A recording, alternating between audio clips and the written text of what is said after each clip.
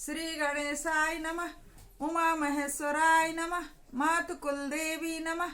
माता पिता चरण कमल भ्यो नमः।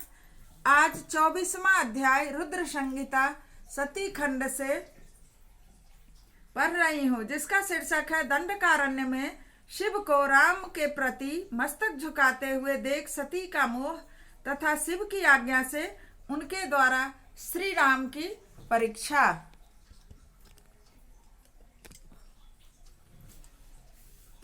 नारद जी बोले, ब्राह्मण विधे प्रजानाथ महाप्राज्ञ दयानिधे, आपने भगवान शंकर तथा देवी सती के मंगलकारी सुयश का श्रवण कराया है। अब इस समय पुनः प्रेम पूर्वक उनके उत्तम यश का वर्णन कीजिए। उन शिव दंपत्ति ने वहां रहकर कौन सा चरित्र किया था? ब्रह्मा जी ने कहा, मुने, तुम मुझसे सती और शिव के चरित्र का प्रेम से श्रवण करो। वे दोनों दंपत्ति वहां लौकिकी की गति का आश्रय ले नित्य निरंतर क्रीड़ा किया करते थे। तदंतर महादेवी सती को अपने पति शंकर का वियोग प्राप्त हुआ, ऐसा कुछ श्रेष्ठ बुद्धि वाले विद्वानों का कथन है। कुछ लोग कहते हैं कि कुछ किसी कारणवश सती नाराज होके शिव से नाराज होके अपने मायके गई थी, कुछ हुआ था। परंतु मुने, वास्तव में उन दोनों का परस्पर वियोग कैसे हो सकता है? क्योंकि वे दोनों वाणी और अर्थ के समान एक दूसरे से सदा मिले जुले हैं, शक्ति और शक्तिमान हैं तथा चित्त स्वरूप हैं। फिर भी उनमें लीला विषयक रुचि होने के कारण, लीला रूप में ही लेकिन हुआ था, लीला विषयक रुचि होने के कारण वह सब घटित हो सकता है। सती और शिव यद्यपि ईश्वर हैं, तो भी लौकिक रीति का अनुसरण करके वे जो जो लीलाएं करते हैं वे सब संभव है। दक्ष कन्या सती ने जब देखा कि मेरे पति ने मुझे त्याग दिया है, तब वे अपने पिता दक्ष के यज्ञ में गई और वहां भगवान शंकर का अनादर देख उन्होंने अपने शरीर को त्याग दिया। वे ही सती पुनः हिमालय के घर पार्वती के नाम से प्रकट हुई और बड़ी भारी तपस्या करके उन्होंने विवाह के द्वारा पुनः शंकर को, शिव को प्राप्त कर लिया। सूत जी कहते हैं, महर्षियों, ब्रह्मा जी की यह बात सुनकर नारद जी ने विधाता से शिवा और शिव के महान यश के विषय में पूछा। नारद जी बोले, महाभाग विष्णु शिष्य विधाता, आप मुझे शिवा और शिव के भाव तथा आचार से संबंध रखने वाले उनके चरित्र को सुनाइए। तात भगवान शंकर ने अपने प्राणों से भी प्यारी धर्म पत्नी का सती का किस लिए त्याग किया? यह घटना तो मुझे बड़ी विचित्र जान पड़ती है, अतः इसे सुनाइए। आपके पुत्र दक्ष के यज्ञ में भगवान शिव का अनादर कैसे हुआ? आपके पुत्र दक्ष के यज्ञ में, ब्रह्मा जी के पुत्र ही दक्ष थे ना, तो इसलिए नारद पूछ रहे हैं अपने पिता से। नारद भी उन्हीं के पुत्र हैं और दक्ष भी उन्हीं के ब्रह्मा जी के पुत्र थे। तो नारद जी पूछ रहे हैं कि आपके पुत्र दक्ष के यज्ञ में ऐसा क्या हुआ?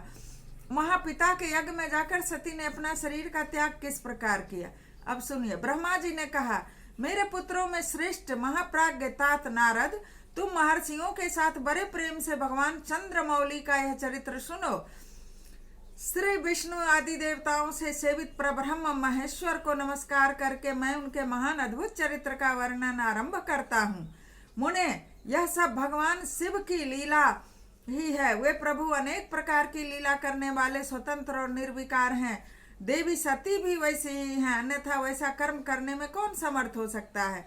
परमेश्वर शिव ही परब्रह्म परमात्मा है। एक समय की बात है, तीनों लोक में विचरण करने वाले लीला विशारद भगवान रुद्र सती के साथ बैल पर आरूढ़ होकर इस भूतल पर भ्रमण कर रहे थे।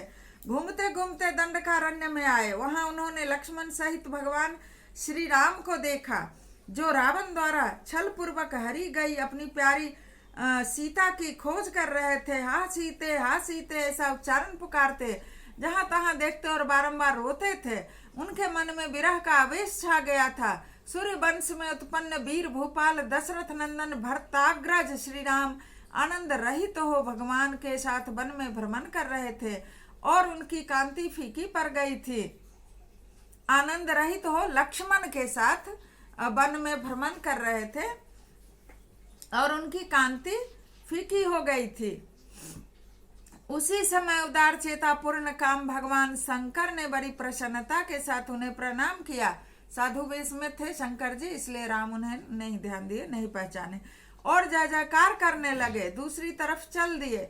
भक्त वत्सल शंकर ने उस वन में श्री राम के सामने अपने को प्रकट नहीं किया और भगवान शिव की मोह में डालने वाली ऐसी लीला देख करके सती को बड़ा विस्मय हुआ। अब सती भी साथ में थी तो सती को विस्मय हुआ कि हमारे पति भगवान शंकर अचानक इतने आनंद विभोर कैसे हो गए इस मनुष्य को देख करके।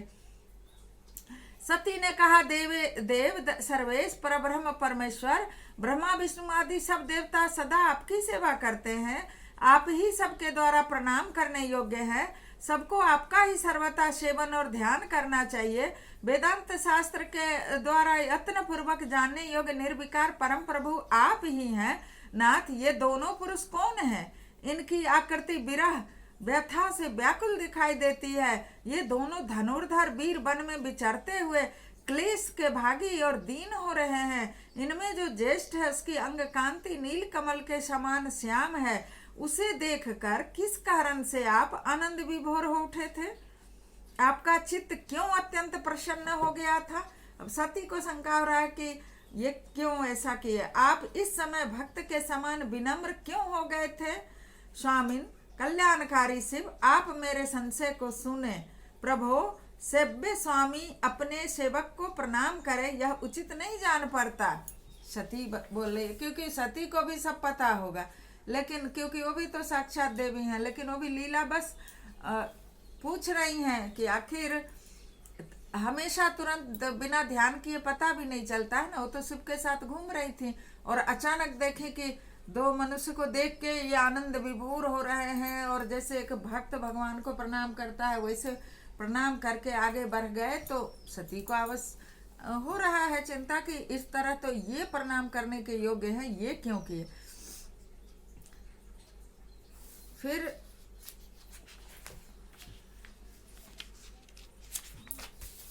ब्रह्मा जी कहते हैं, कल्याणमयी परमेश्वरी आदि शक्ति सती देवी ने शिव की माया के वशीभूत होकर जब भगवान शिव से इस प्रकार का प्रश्न किया, तब सती की बात सुनकर लीला विशारद परमेश्वर शंकर हंसकर बोले, सुनो, मैं प्रसन्नता पूर्वक बात कहता हूँ, इसमें छल नहीं है। वरदान के प्रभाव से ही मैंने इन्हें आदर पूर्वक प्रणाम किया है।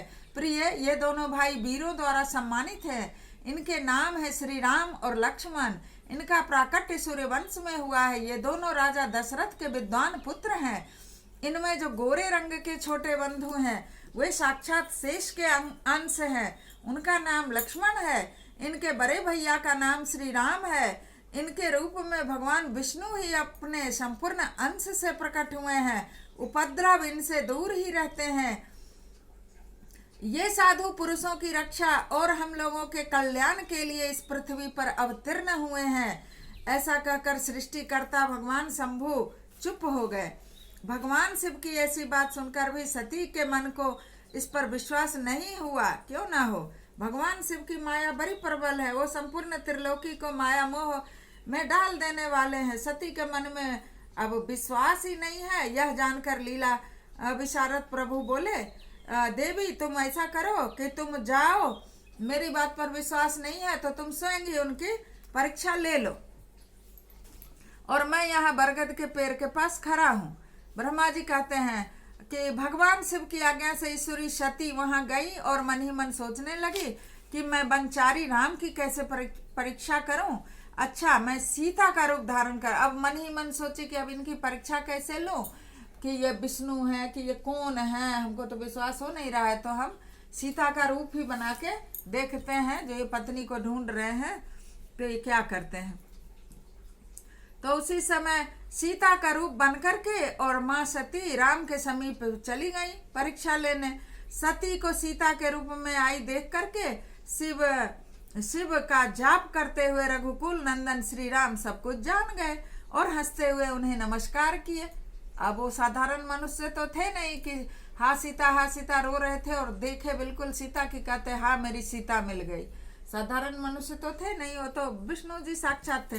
वो समझ गए कि ये सती माँ है तो वो हंसते हुए माँ को नमस्कार किए और श्री राम ने पूछा, सती जी आपको नमस्कार है, आप प्रेम पूर्वक बताएं भगवान शंभु कहाँ गए हैं? आप पति के बिना अकेली इस वन में क्यों आई हैं? देवी अपना अपना रूप आप त्याग करके ये नूतन रूप क्यों धारण किया है? मुझ पर कृपा करके इसका कारण बताइए। अब राम जी स्पष्ट पूछ दिए। श्री राम जी की यह बात सुनकर सती उस समय आश्चर्यचकित हो गई। उन्हें शिव जी की कही हुई बात का स्मरण हो आया और अब वो विश्वास कर लें कि वो सही कहे थे और लज्जित हो गई। श्री राम को साक्षात विष्णु जान अपने रूप को प्रकट करके मन ही मन भगवान शिव के चरणारविंदों का चिंतन कर प्रसन्नचित्त हुई सती उनसे बोली, रघुनंदन स्वतंत्र परमेश्वर भगवान शिव मेरे तथा अपने पार्षदों के साथ पृथ्वी पर भ्रमण करते हुए इस वन में आ गए थे। यहाँ उन्होंने सीता की खोज में लगे हुए लक्ष्मण सहित आपको देखा। उस समय सीता के लिए आपके मन में बड़ा क्लेश था और तुम विरह शोक से पीड़ित दिखाई देते थे। उस अवस्था में तुम्हें प्रणाम करके वे चले गए और उस वटवृक्ष के नीचे अभी खड़े ही हैं। भगवान शिव बड़े आनंद के साथ तुम्हारे वैष्णव रूप के उत्कृष्ट महिमा का गान कर रहे थे। यद्यपि उन्होंने तुम्हें चतुर्भुज विष्णु के रूप में नहीं देखा तो भी तुम्हारा दर्शन करते हुए आनंद विभोर हो गए। इस निर्मल रूप की ओर देखते हुए उन्हें बड़ा आनंद प्राप्त हुआ। इस विषय में मेरे पूछने पर भगवान शंभु ने जो बात कही उसे सुनकर मेरे मन में भ्रम उत्पन्न हो गया था।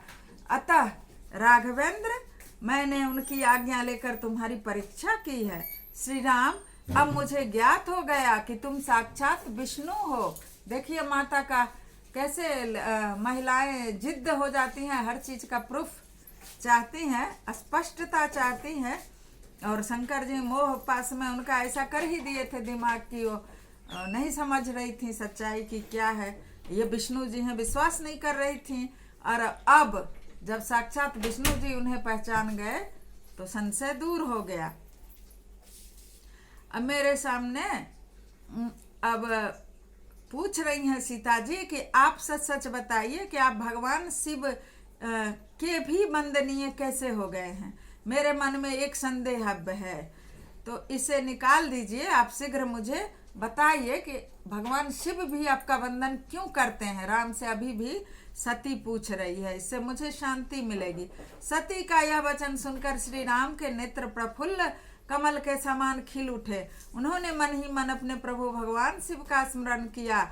इससे उनके हृदय में प्रेम की बाढ़ आ गई।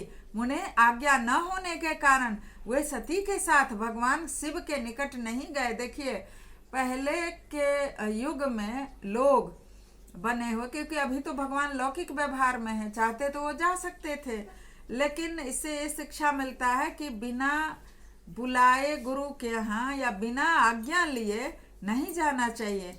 अब के लोग तो चढ़ के सिर पे चढ़ जाएंगे गुरु के, और ये पूछ रहे हैं, नहीं बोले, इनको पता है कि हमारे गुरु शिव वहाँ हैं, लेकिन बिना आज्ञा के ये बरगद के पेड़ तक नहीं गए और मन ही मन उनकी महिमा का वर्णन करके श्री रघुनाथ जी ने सती से कहना प्रारंभ किया। अब शिव राम का वंदन क्यों करते हैं ये कल आपको 25वें अध्याय में सुनाया जाएगा, क्योंकि यही प्रश्न पूछ रही हैं सती कि बताइए कि मेरे शिव आपका भी वंदन क्यों करते हैं जबकि पूरी दुनिया उनका वंदन करती है। तो ये हो सकता है आगे के अध्याय में पता चले कि क्यों शिव सती से यह परीक्षा आदि लेने के कारण और ये सब पूछने के कारण हो सकता है नाराज हो गए होंगे, तो वो अगले अध्याय में स्पष्ट हो जाएगा। इस तरह से 24वां अध्याय संपूर्ण हुआ। बोलिए भगवान शंकर की जय, बोलिए मैया सती की जय, बोलिए प्रभु श्री राम की जय, उनके छोटे बंधु लक्ष्मण की जय।